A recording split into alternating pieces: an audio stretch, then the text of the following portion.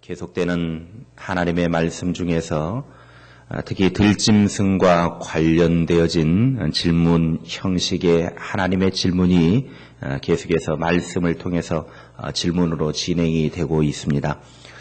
이 모든 질문은 욥의 무지를 통해서 하나님의 무한하신 지혜와 능력을 깨달아 알게 하고자 하는 그런 하나의 입증하는 방법으로 욥에게 세상의 것들을 질문을 하고 있는 것입니다.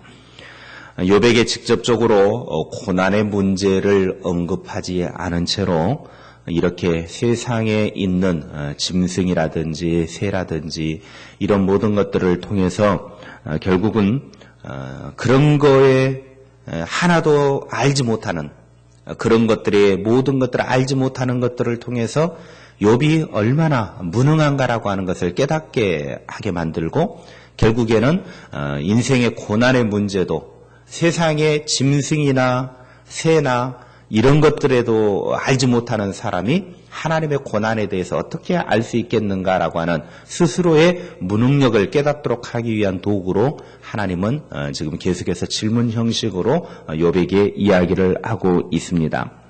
그러니까 세상에 지극히 미물이라고 여기는 것들도 제대로 알지 못하는 인간을 향한 하나님의 계획하신 그 어떤 고난의 문제에 대해서도 알 턱이 없다라고 하는 것입니다. 그래서 욥 스스로에게 한계를 느끼게 하고 욥이 더 이상 아무 말도 하지 못하고 이제 하나님 앞에 자기 자신의 무능력을 깨달을 수밖에 없도록 하기 위한 질문을 계속해서 던져주고 있는 것입니다. 어제에 이어서 오늘 또 짐승들을 통해서 교훈하고 계시는데요. 5절부터 8절을 보면 누가 들나귀를 자유롭게 돌아다니도록 했는지 알고 있느냐라고 질문을 하고 계십니다. 들나귀는 야생이기 때문에 너무 거칠어서 집안에서 기를 수 있는 짐승이 아닙니다. 그래서 들나귀는 들을 자기 집을 삼고 필요한 염분을 공급받기 위해서 소금이 있는 땅을 자기의 처소로 삼기까지 한다라고 그렇게 말하고 있습니다. 보통의 짐승들은 몸의 대부분의 한 70%는 물로 되어져 있지만 그 몸이 또 정상적인 활동을 하기 위해서는 염분이 필요합니다. 그래서 이 들나귀들도 염분을 찾기 위해서 소금이 있는 땅을 찾아가게 되어지고 그리고 야생에서 생활을 하게 되어지는 것이죠. 집에서 기르는 짐승이야 이제 주인이 사육을 하면서 주는 어떤 그런 그 음식물 속에 염분이 포함되다 보니까 특별히 찾아 나설 필요가 없지만 일반 들짐승들은 염분을 찾기 위해서 일부러 소금이 있는 땅을 찾아가더라는 거예요. 저는 이 말의 의미가 어떤 의미인지는 잘 몰랐습니다. 그런데 지난주에 정글의 법칙을 보다 보니까 정글 한가운데 있는 코끼리들이 소금을 찾기 위해서 그 물가에 있는 소금이 조금 염분이 있는 곳에 자기들끼리 모여가지고 그 정글 한가운데에서 그곳에서 자기들의 놀이터를 삼고 그곳에서 모여가지고 땅을 막 파헤치고 해가지고 소금을 찾아내기 위해서 코로 막 땅을 파헤친다라고 하는 그 내용이 정글의 법칙 그 드라마를 통해 나오더라고요. 그걸 보면서 뭐가 그렇게 필요했는가라고 생각했지만 오늘 말씀을 생각해 보니까 그 말의 의미가 이제 이해가 되더라고요. 짐승들은 그 거대한 몸을 움직이고 또 그의 몸속에는 염분이 적당하게 필요한데 너무 많이 있어도 문제지만 적당한 염분이 필요한데 결국은 들짐승들은 염분을 채우기 위해서 그런 소금이 있는 곳을 향해서 찾아다니더라는 거죠. 한마디로 들짐승들은 여기에 나오는 들나귀를 포함한 들짐승들은 그 힘을 제어할 수 없고 자기가 너무나 자유롭게 살고 있기 때문에 그 자유로움 가운데 살고 있는 짐승들을 묶어두고 집에서 사육할 수 없다라고 하는 것입니다.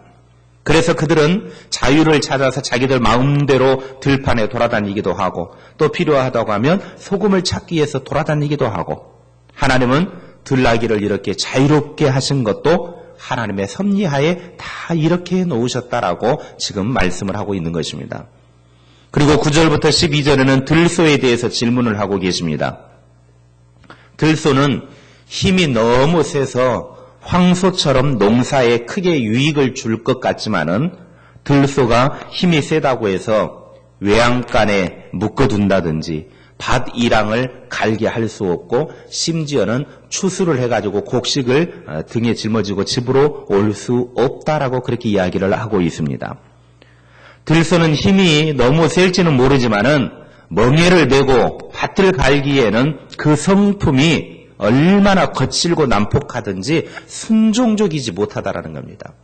보통 집안에 있는 소는 콧뚜레를 달고 이렇게 하면 주인에게 순종을 합니다. 그런데 이 들소는 순종하지 못하다라는 거예요. 다른 성경에 보면 이 들소를 무소로 그렇게 번역을 하고 있습니다. 무소라고 하는 게 뭡니까? 광야에서 그냥 코뿔소가 막 돌아다니는 그거를 무소라고 그러잖아요. 그래서 시중에 그 쌍용 자동차에서 차도 나왔잖아요. 무소. 예, 코뿔소예요, 코뿔소. 야생 코뿔소. 이 들소는 사람이 힘이 좋기는 하지만은 사람이 제어할 수 없는 말 그대로 지 마음대로 돌아다니는 힘이 좋지만 제어할 수 없는 불순종하는 그런 짐승이라고 하는 것입니다. 그래서 11절의 말씀에 보면 하나님께서는 욥에게 이렇게 말씀하십니다. 들소가 힘이 엄청나게 세다고 해서 그 힘을 사람이 쓸 수 있다고 생각하느냐? 내가 할 힘든 일을 저 들소가 해줄성 싶으냐? 하나님이 그렇게 질문을 하고 있습니다. 아무리 들소가 힘이 세다고 해도 그가 황소처럼 사람이 해야 될 일은 할 수 없다는 거예요. 왜냐하면 그는 성품 자체가 불순종하는 성품을 가지고 있기 때문입니다. 들나귀와 들소를 통해서 우리들에게 교훈하고자 하는 것이 무엇인지 알아야 합니다. 이 들나귀와 들소를 통해서 우리들에게 가르쳐주고자 하시는 것은 사람이 아무리 능력이 있고 힘이 있고 재능이 있다 할지라도 그 일에 적합한 기술을 가지고 있다고 해도 기꺼이 그 일을 감당할 만한 순종적인 성품이 갖추어져 있지 않으면 아무 소용이 없다라고 하는 것을 가르쳐주고 있는 것입니다. 아무리 힘이 있어도 능력이 있어도 그 일을 감당할 만한 순종하는 것이 있느냐 없느냐 이것이 중요하다라고 하는 것입니다. 기술만 있고 그 성품이 일을 감당하기에 적합하지 않은 성품은 오히려 문제만 만들고 말 뿐입니다. 그래서 우리들에게 필요한 것은 하나님 앞에 순종적으로 하는 일, 이 모든 것들을 통해서 가르쳐 주시고자 하시는 것이 바로 그겁니다. 우리가 이 땅의 삶을 살면서 하나님의 일을 할 때에 당연히 감당할 만한 능력도 있어야 되지만 그것보다 더 중요한 것이 있다고 하면 그 일에 적합한 순종적인 자세를 갖추어야 한다라고 하는 것을 말하고 있습니다. 하나님의 일, 교회의 일은 순종과 봉사로 하는 일입니다.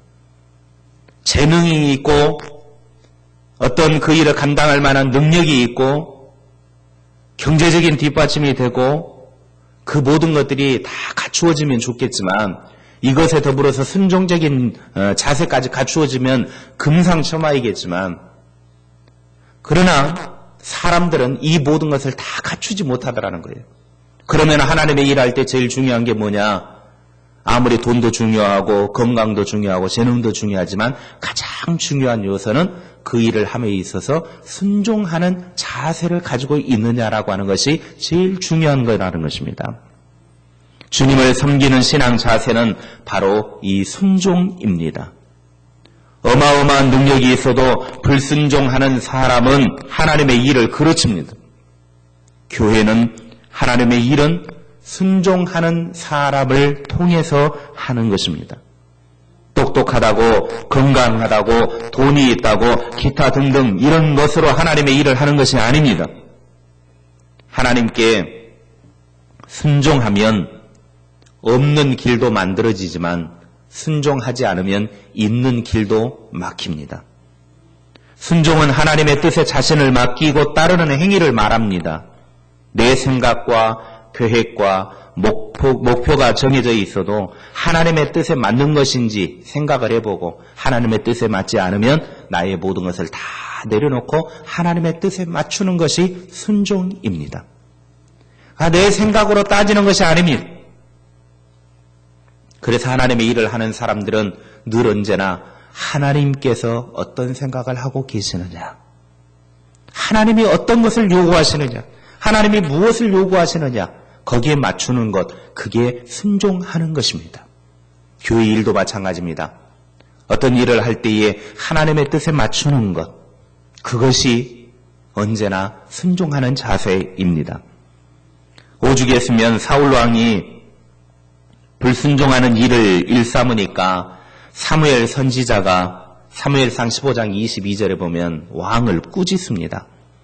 사무엘이 이르되 여호와께서 번제와 다른 제사를 그의 목소리를 청종하는 것을 좋아하심같이 좋아하시겠나이까. 순종이 제사보다 낫고 듣는 것이 순양의 기름보다 나으니라.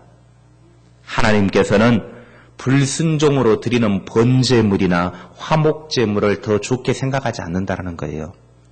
불순종으로 아무리 많은 제사를 드리고 아무리 헌금을 많이 하고 아무리 예배를 많이 해도 불순종으로 하는 걸 하나님은 그거 별로 안 좋아한다는 거예요.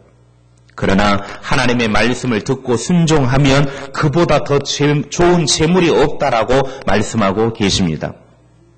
그러므로 우리는 늘 언제나 하나님 앞에 순종하는 것이 얼마나 중요한가. 하나님의 일을 함에 있어서, 교회의 일을 함에 있어서, 복음의 일을 감당함에 있어서 순종하는 것, 그것이 제일 중요하다라고 하는 것입니다. 그래서 교회의 일꾼을 세울 때에도 중요한 덕목 중에 하나가 순종입니다. 순종.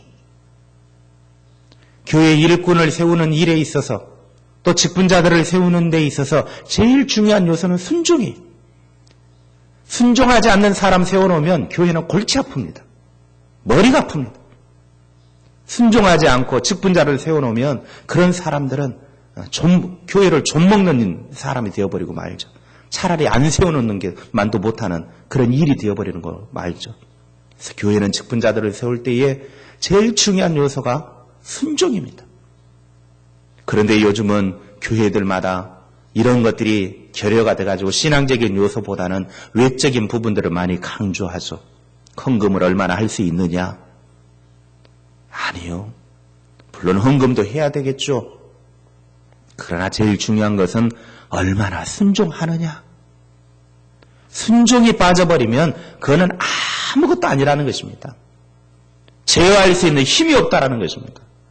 들락이나 들소처럼 자기들 마음대로 불순종하기를 원하고 힘은 있을지는 모르겠지만 능력은 있을지는 모르겠지만 순종의 어떤 그런 성품이 빠져버리면 결국은 아무것도 할 수 없다라는 겁니다. 우리 교회도 이제 항존 직분자들을 선출을 해야 될 텐데 그래서 지난번에 장로님들, 안수집사님들, 권사님들 한 번씩 모여가지고 그런 이야기를 드렸습니다. 우리가 교회 일꾼을 선출을 해야 될 텐데 직분자들이 어떤 그런 신앙적인 모습을 갖추어야 합니다. 그래야 평신도들 중에서도 하나님 앞에 훈련되어지고 또 신실하게 신앙생활을 할 수 있는 사람들, 또 하나님 앞에 그렇게 아름답게 신앙으로 세워질 수 있는 사람들이 훈련되어지고 설 수 있습니다. 제가 그런 말씀을 드렸습니다. 여러분, 하나님의 일을 함에 있어서 제일 필요한 것, 그것은 다른 것 없습니다. 하나님 앞에 순종하는 것입니다. 교회에 순종하는 것입니다. 순종이 빠져버리면 아무것도 아니라고 하는 것입니다. 오늘 요백에 하나님께서 들나귀와 들짐승인 들소를 통해서 깨닫게 해주는 것이 바로 그것입니다. 그들은 불순종적인 자기 마음대로 방종하기를 원하고 힘이 있고 능력이 있고 그렇게 하지만 결국은 집에서 네가 원하는 대로 쓸 수 없다. 네가 추수하는 일에 쓸 수도 없고 밥 가는 데 쓸 수도 없고 아무짝에도 네가 집에서 사용할 수 있는 것이 아니다. 왜? 불순종하기 때문이다. 하나님의 일을 함에 있어서도 똑같은 원리가 적용이 됩니다. 우리가 능력이 많고 어떤 것들을 갖추고 있다 할지라도 제일 중요한 요소인 순종이 빠져버리면 그것은 하나님의 일을 하는 데 있어서 아무짝에 도움이 되지 못합니다. 오히려 하나님의 일을 그르치는 요소가 되고 말 것입니다. 우리 모두는 과연 내가 얼마나 주님께 순종하고 있는지 돌아볼 수 있기를 바랍니다. 과연 내가 교회에 얼마나 순종하고 있는지 우리 자신을 돌아보고 이 시간 부족한 부분이 있다고 하면 하나님 앞에 회개하고 하나님 앞에 순종적인 자세, 교회에 순종하는 우리 모두가 될 수 있기를 바랍니다.